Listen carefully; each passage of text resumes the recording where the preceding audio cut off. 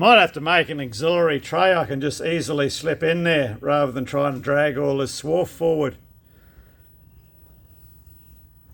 Yeah, up and running in the nick of time for this job.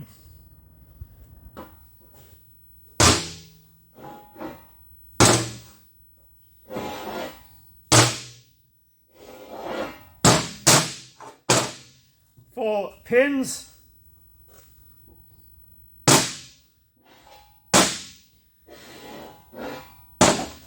And I'll get the 4 washers out of these. 100mm with the head on, got to be turned down to 75.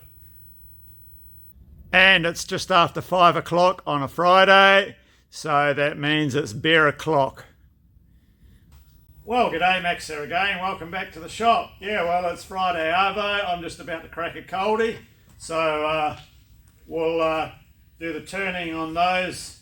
I'll do them in the morning. For a valued customer of mine, and yeah, job come in last minute today, urgent, need it for first thing Monday morning, no dramas whatsoever, I'll sort it. So we'll be back in the morning, get the old lathe fired up and knock out some chips. So yeah, it's the next morning and just going to run all these parts, all the blanks through. I just want a facing cut on them all initially.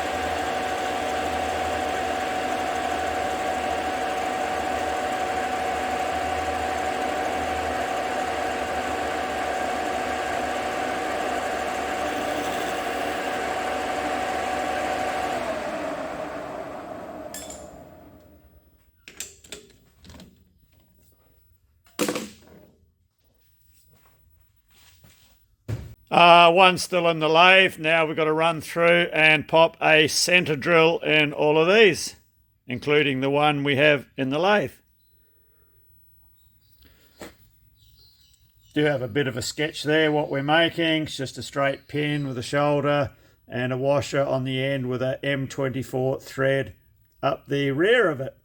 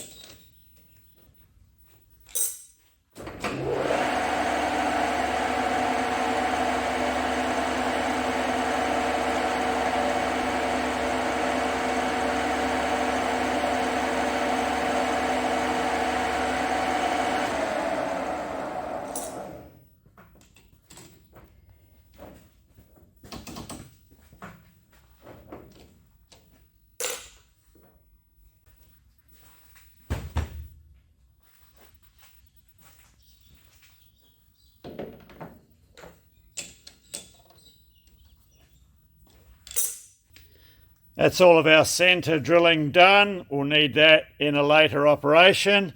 So these 4 longer ones here, I'll run back through and face them to length. And we'll deal with these 3 bits, which will become 4 later on.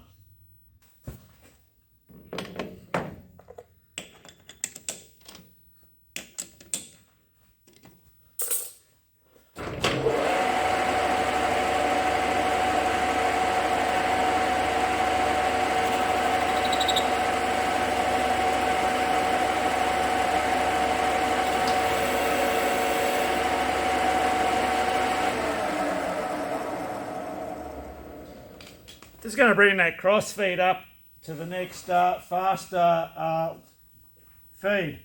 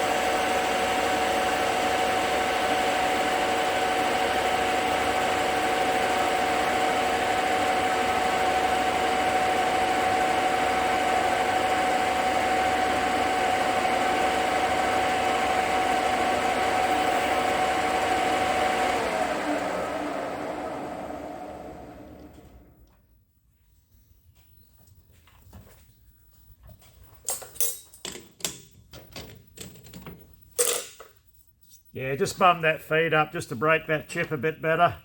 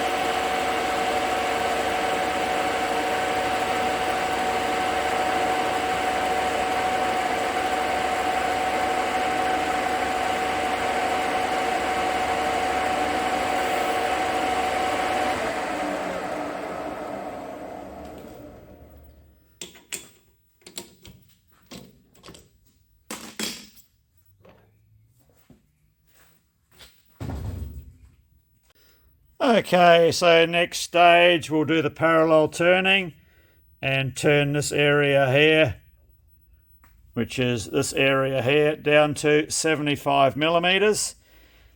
Now we only have a 10 millimeter shoulder on here to hang on to. That's why we've put a center pre-centered and faced. So this will be the perfect job for our Edge Technology chuck stop. So yeah, this is not too bad actually, this thing. Get a heap of blades with it, for different lengths. So I'll pop this in the chuck, pop our job in.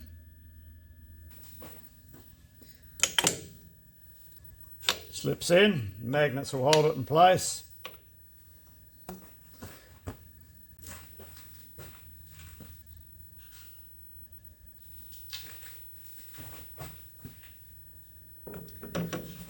And we're not holding on by very much at all.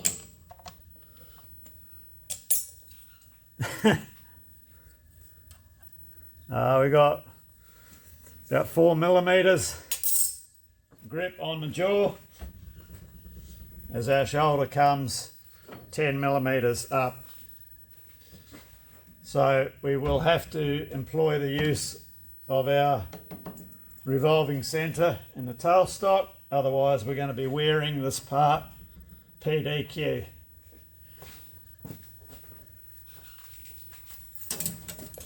Just get this other tool out, the tool post. Give us a bit of room.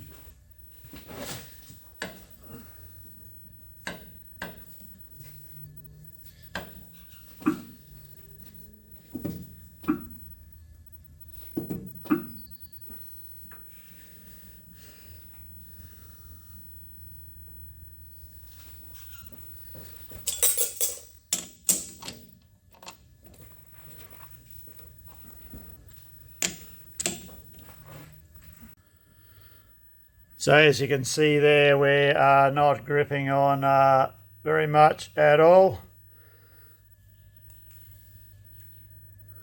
So we'll take it easy, but we do have to remove 25 millimeters off the diameter. Okay, I've just done the first one, just to get everything set where I need it to get set. So let's run the rest through.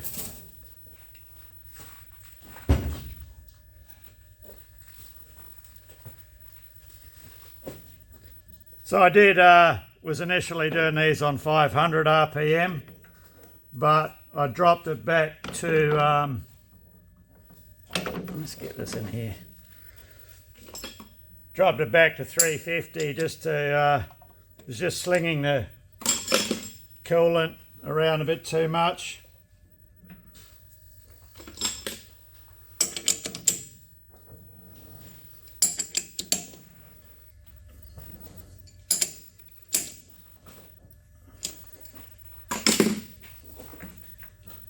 Make sure our tailstock's in good and tight. Okay, all set.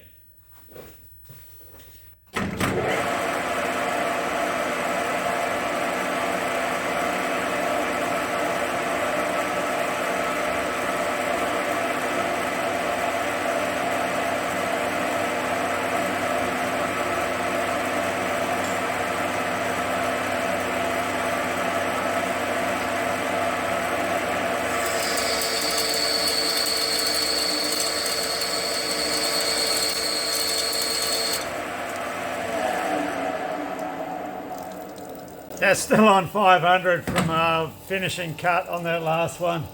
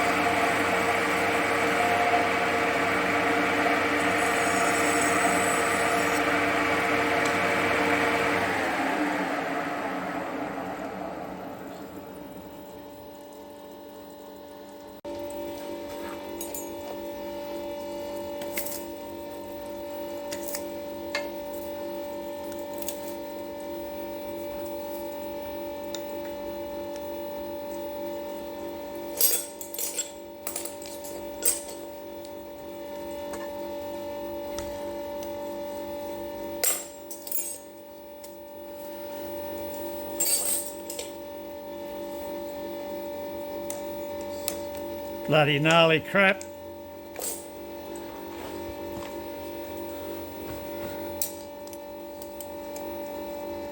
$10 millimeters.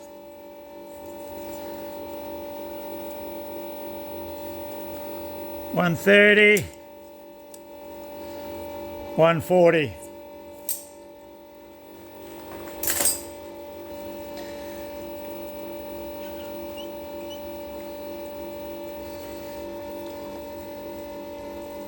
And close as this needs to be to 75 millimeter.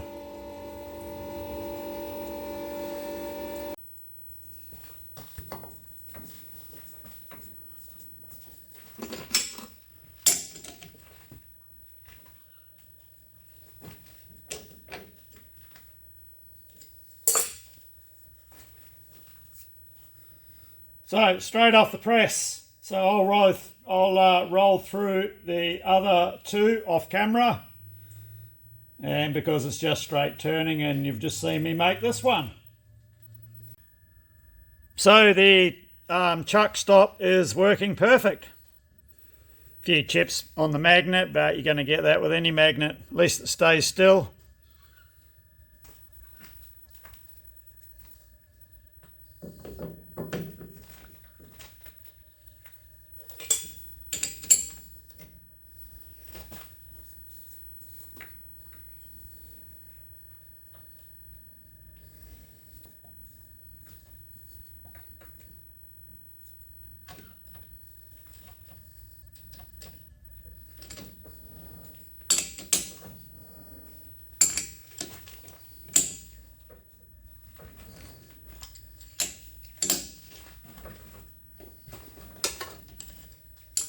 So, as I said, yeah, I'll finish these ones off camera. They're just the same. And that means I can turn the radio back on, not get busted for a copyright strike.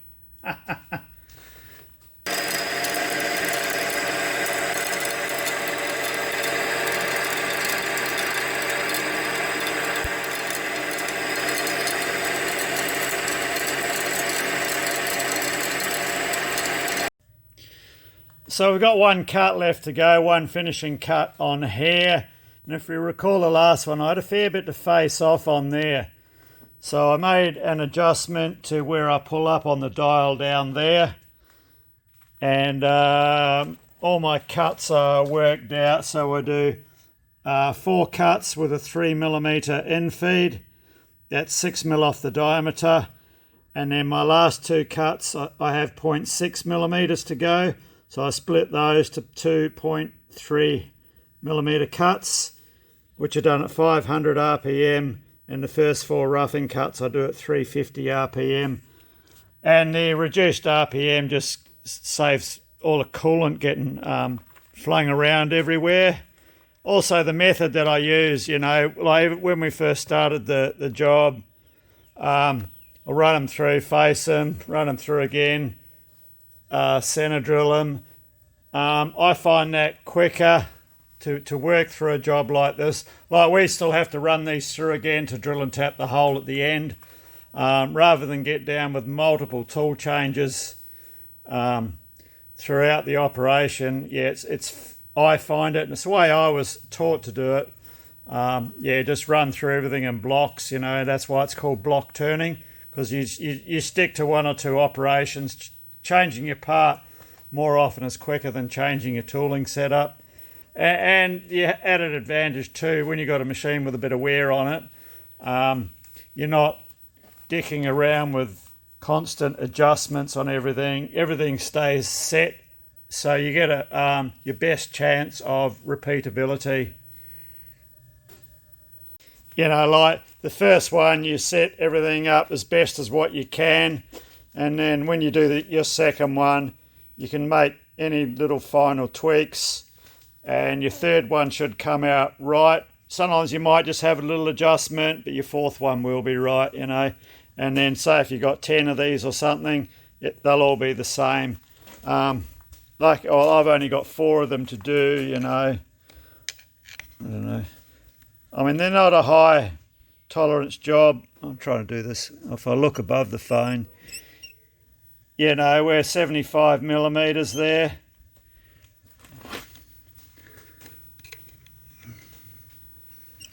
And, oops, try and do this one-handed. You know, we're 75 millimeters there. So it does give you that best chance of repeatability. And I mark my cross-slide dial. That's where my roughing cuts sort of finish. And my finishing cut should be in the vicinity of this mark here. But I do measure before the last two cuts, and I take the measurement on the dial indicator just to make sure everything stays the same. And I do wish Starrett would make our dial indicator that the chips don't melt the plastic lid, because you can't move that chip because it will move the indicator and throw all your settings out. Need a tin cover so it just exposes the little bit you need. And we're just taking it moderately, so we're on T6. We're only doodling along on 0.193 millimeters per rev, and that's roughing and finishing, so I don't have to change any of that, you know. And everything's chipping really good. The little curly ones are from the finishing cuts, and the others are the roughing cuts. Perfect. And no big mess, at least on this side of the lathe, with coolant getting flung everywhere.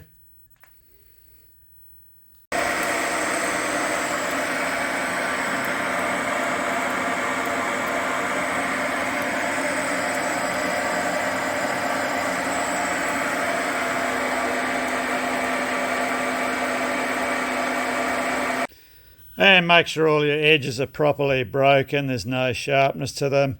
And this close to the jaws, I just do it with the tool.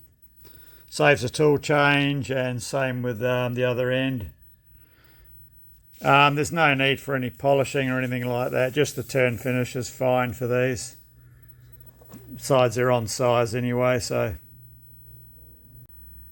we have got our 24 millimeter thread to drill and tap up the end of the pin there.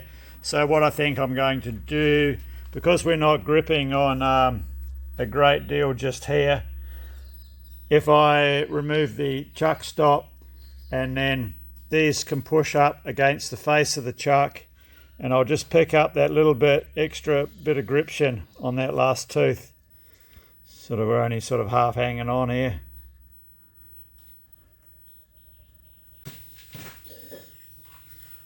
It's been a bird's nest jammed up me friggin' poop chute here. There it goes.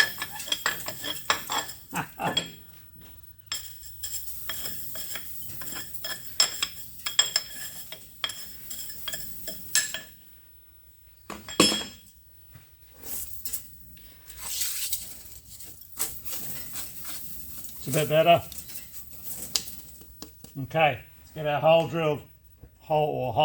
drilled and tapped. Gripping it this way, we get a complete full tooth and a little wee bit of the next tooth. So yeah, we've gained just that little wee bit, but she'll be right.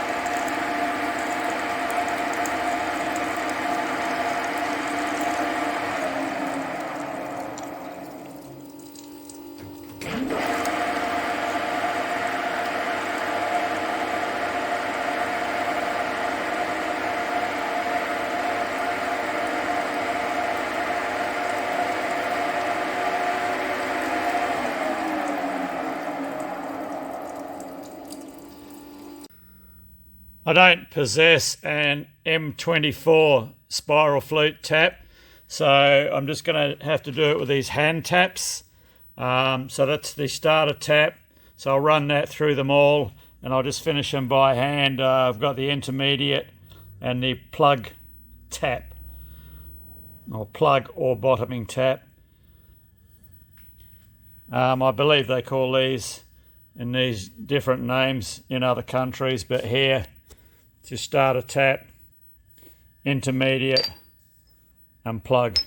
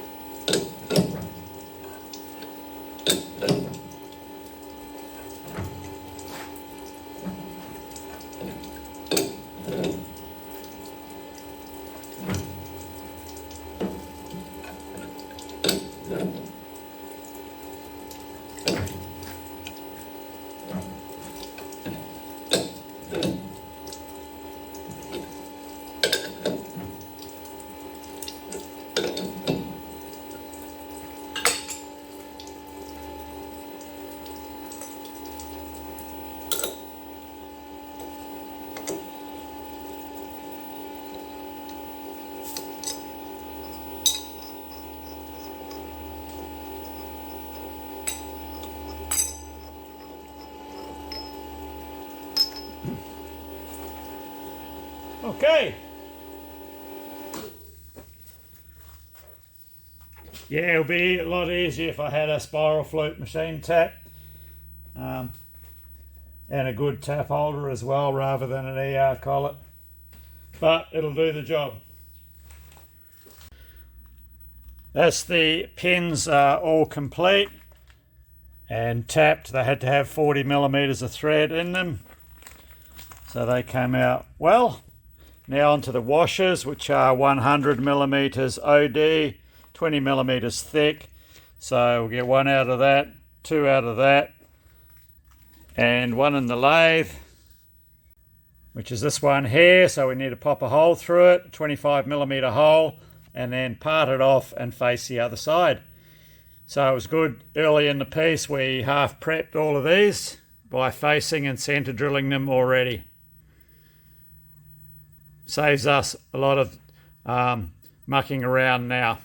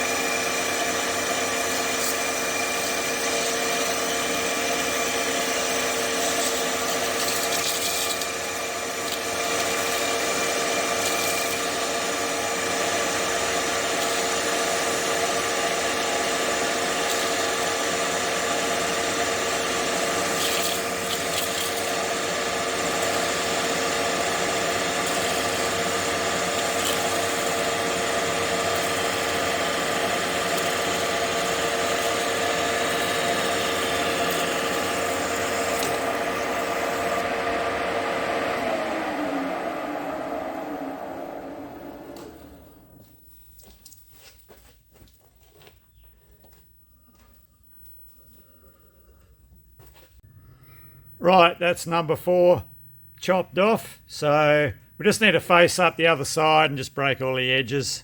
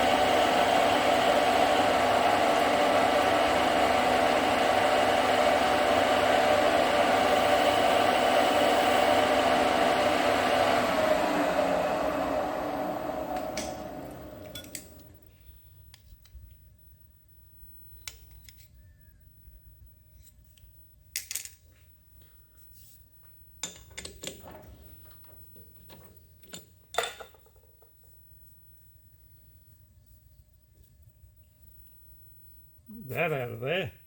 Huh.